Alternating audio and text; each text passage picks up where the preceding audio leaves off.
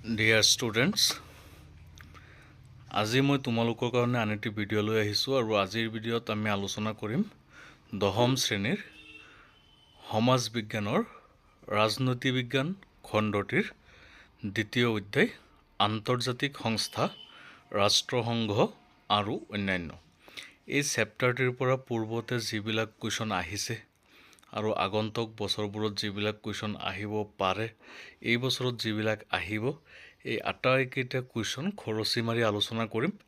আৰু যদি কোনো কুৱেশ্যনৰ এনচাৰ তোমালোকে নোপোৱা তেতিয়াহ'লে সেইবিলাকৰ কমেণ্ট কৰিবা, মই তাৰ উত্তৰ দিয়াৰ ব্যৱস্থা কৰিম। ইয়াত মই তোমালোকক MCQ বিলাক কৰি দিছোঁ আৰু বাকীবিলাক কিছুমান কুৱেশ্যনত চাবা চাৰ্কুল কৰি দিছোঁ, তাৰমানে এইবাৰৰ পৰীক্ষাৰ কাৰণে সেই কুৱেশ্যনবিলাক মষ্ট ইম্পৰ্টেণ্ট। গতিকে সকলোৱে ভিডিঅ'টি শেষলৈ চাবা আৰু আকৌ কৈছোঁ, যিবিলাক কুৱেশ্যনৰ এনচাৰ নোৱাৰা তোমালোকে কমেণ্ট কৰিবা, মই উত্তৰ দি দিম। চেনেলটো এতিয়ালৈকে যিসকলে ছাবস্ক্ৰাইব কৰা নাই তোমালোকে ছাবস্ক্ৰাইব কৰি দিয়াচোন। এতিয়া ব'লা দেৰি নকৰি ভিডিঅ'টি ষ্টাৰ্ট কৰোঁ।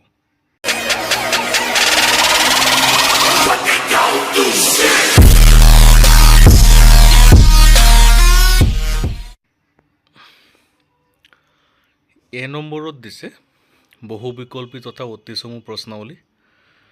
1 নম্বৰত ইউনেস্কোৰ মুখ্য কাৰ্যালয় অৱস্থিত, অপশ্যন 4টা দিছে, ইয়াৰ ভিতৰত ডি নম্বৰটো শুদ্ধ, পেৰিছত।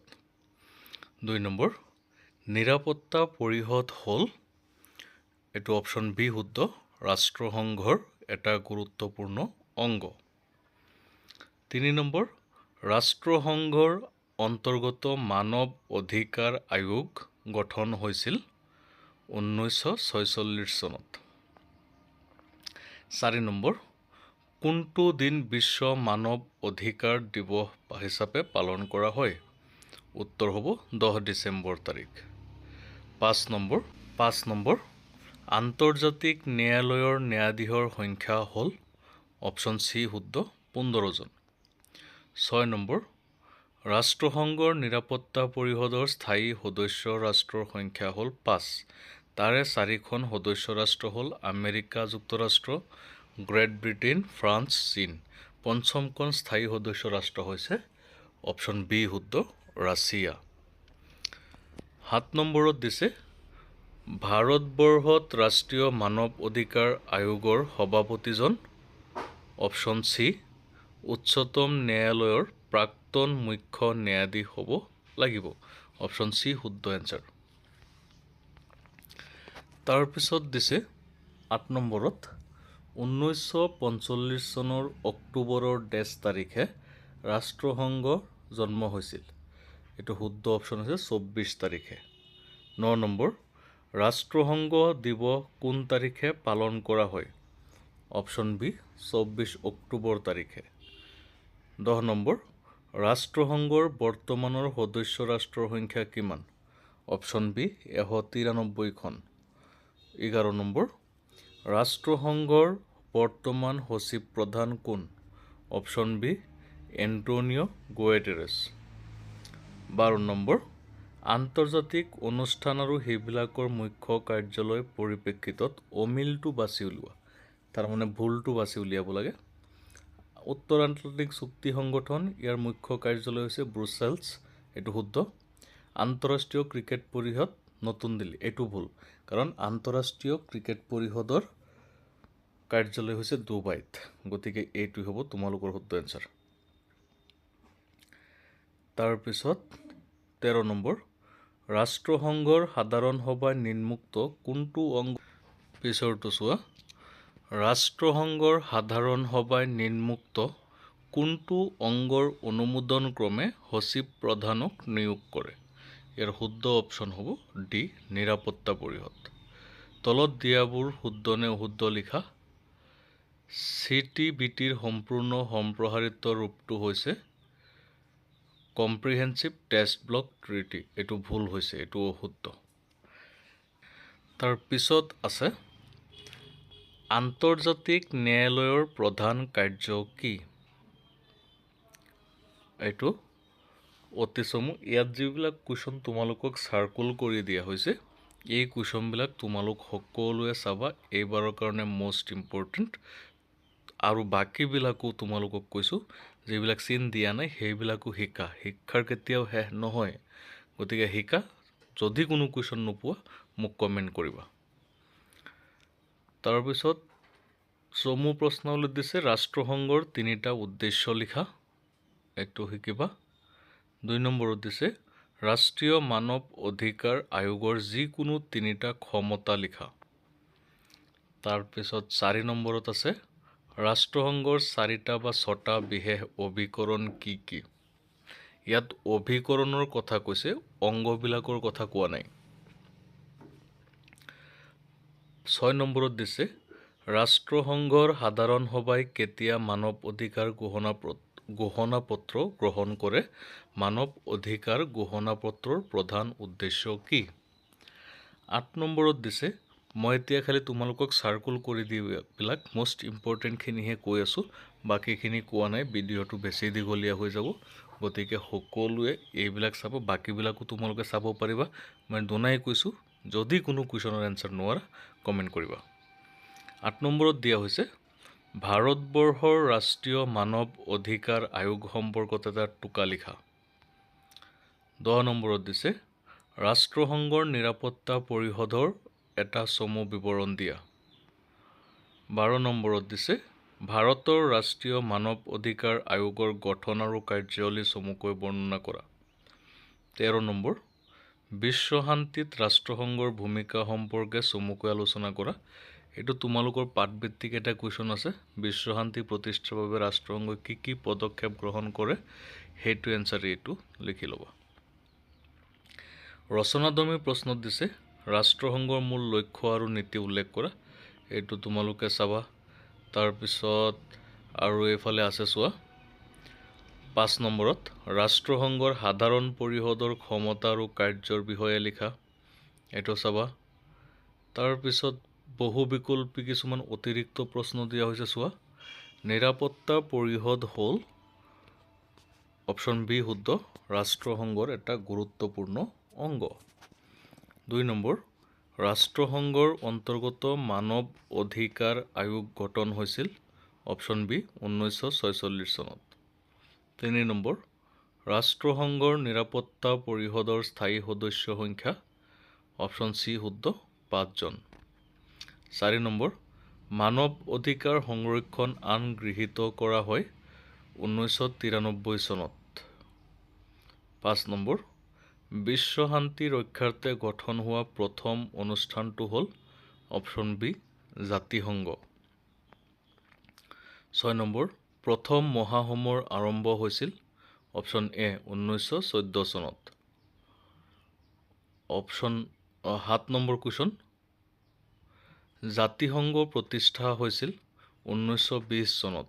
এইটো ডেটটো মনত ৰাখিবা, মই ছাইডত লিখি দিছোঁ 10 জানুৱাৰী তাৰিখে, 1920 চনৰ 10 জানুৱাৰী তাৰিখে। দ্বিতীয় বিশ্বযুদ্ধ আৰম্ভ হৈছিল 1939 চনত। ৰাষ্ট্ৰসংঘৰ চনত বলবৎ হয় 1945 চনৰ 24 অক্টোবৰ তাৰিখে। 10 নম্বৰ ৰাষ্ট্ৰসংঘৰ চনদত থকা অনুচ্ছেদৰ সংখ্যা, অপশ্যন চি শুদ্ধ 111টা। 11 নম্বৰ চোৱা ৰাষ্ট্ৰসংঘৰ প্ৰধান অংগবিলাকৰ মুঠ সংখ্যা হৈছে 6টা অংগ। অৰ্থনৈতিক আৰু সামাজিক পৰিষদৰ মুঠ সদস্য সংখ্যা হৈছে, এইটো যেতিয়া প্ৰতিষ্ঠা কৰা হৈছিল তেতিয়া 27 জন আছিল, বৰ্তমান 54 জন, কিন্তু ইয়াত অপশ্যন নাই যিহেতু, গতিকে 27টা শুদ্ধ দিয়া হৈছে। তাৰপিছত 13 নম্বৰ আন্তৰ্জাতিক শিশু কল্যাণ অনুষ্ঠানটোৰ নাম হ'ল ইউনিচেফ, অপশ্যন বি শুদ্ধ। 14 নম্বৰত চোৱা নিৰাপত্তা পৰিষদৰ মুঠ সদস্য সংখ্যা হৈছে 15 জন। 16 নম্বৰ আন্তৰ্জাতিক ন্যায়ালয়ৰ প্ৰধান কাৰ্যালয় অৱস্থিত নিউয়ৰ্কত, অপশ্যন বি শুদ্ধ। 17 নম্বৰ ৰাষ্ট্ৰসংঘৰ সচিবালয় আছে, অপশ্যন চি নিউয়ৰ্কত। 18 নম্বৰ ভেটো প্ৰয়োগৰ ক্ষমতা আছে, অপশ্যন বি নিৰাপত্তা পৰিষদৰ। 19 নম্বৰ আন্তঃৰাষ্ট্ৰীয় ন্যায়ালয়ৰ বিচাৰপতিৰ কাৰ্যকাল হ'ল অপশ্যন বি 9 বছৰ। 20 নম্বৰ বিশ্ব স্বাস্থ্য সংস্থাৰ প্ৰধান কাৰ্যালয় অৱস্থিত জেনেভা চহৰত। 21 নম্বৰ খাদ্য আৰু কৃষি সংস্থাৰ প্ৰধান কাৰ্যালয় আছিল অপশ্যন বি ৰোম নগৰত। 22 নম্বৰ মানৱ অধিকাৰ আয়োগ গঠন হৈছিল অপশ্যন এ 1946 চনত। 23 নম্বৰ মানৱ অধিকাৰৰ আন্তৰ্জাতিক ঘোষণাপত্ৰ গ্ৰহণ কৰা হয় অপশ্যন বি 10 ডিচেম্বৰত। 24 নম্বৰ 1993 চনৰ মানৱ অধিকাৰ সংৰক্ষণ আইনৰ বিধেয়কখনে ৰাষ্ট্ৰপতিৰ সন্মতি লাভ কৰে অপশ্যন চি শুদ্ধ 1994 চনৰ 8 জানুৱাৰী তাৰিখে। তাৰপিছত তোমালোকক খালী ঠাই দিয়া হৈছে, খালী ঠাইবিলাক মই পূৰণ কৰি দিছোঁ চোৱা। 1 নম্বৰ জাতিসংঘৰ বিফলতাৰ পিছত ডেছ চনত সংগঠিত হ'ল দ্বিতীয় বিশ্বযুদ্ধ, খালী ঠাইত হ'ব 1939 চনত। 2 নম্বৰ ডেছ সন্মিলনত সৰ্বমুঠ ডেছখন ৰাষ্ট্ৰই ৰাষ্ট্ৰসংঘৰ চনদত স্বাক্ষৰ প্ৰদান কৰে, এইটো হ'ব ছান ফ্ৰান্সিস্কো সন্মিলনত সৰ্বমুঠ 51খন ৰাষ্ট্ৰই। 3 নম্বৰ ডেছ দিনটো বিশ্ববাসীয়ে ৰাষ্ট্ৰসংঘ দিৱস হিচাপে পালন কৰে 24 অক্টোবৰ দিনটো। 4 নম্বৰ আমেৰিকা যুক্তৰাষ্ট্ৰৰ ডেছ চহৰত ৰাষ্ট্ৰসংঘৰ মুখ্য কাৰ্যালয় আছে নিউয়ৰ্ক। 5 নম্বৰ ৰাষ্ট্ৰসংঘৰ চনদত মুঠ ডেছটা অনুচ্ছেদ আছে 111টা। ডেছ ৰাষ্ট্ৰসংঘৰ বৃহত্তম অংগ সাধাৰণ সভা। নিৰাপত্তা পৰিষদৰ অস্থায়ী সদস্যসকলক ডেছ নিৰ্বাচিত কৰে, সাধাৰণ সভাই নিৰ্বাচিত কৰে। ৰাষ্ট্ৰসংঘৰ চনদৰ ডেছ নং অনুচ্ছেদত ন্যায়াৰক্ষী পৰিষদৰ কথা উল্লেখ আছে 76 নং। 9 নম্বৰ ৰাষ্ট্ৰসংঘৰ ন্যায়িক অংগটো হ'ল ডেছ আন্তৰ্জাতিক ন্যায়ালয়। 10 নম্বৰ ডেছ চনৰ ডেছ তাৰিখে 48খন সদস্য ৰাষ্ট্ৰৰ সমৰ্থনত মানৱ অধিকাৰ ঘোষণাপত্ৰ গ্ৰহণ কৰা হয়, এইটো উত্তৰ হ'ব 1948 চনৰ 10 ডিচেম্বৰ তাৰিখে। 11 নম্বৰ 10 ডিচেম্বৰৰ দিনটো ডেছ দিৱস হিচাপে পালন কৰা হয়, ৰাষ্ট্ৰসংঘ দিৱস হিচাপে পালন কৰা হয়।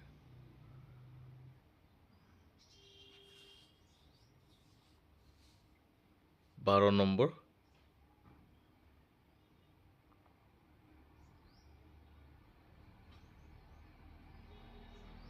10 ডিচেম্বৰ দিনটো মানৱ অধিকাৰ দিৱস হিচাপে পালন কৰা হয়।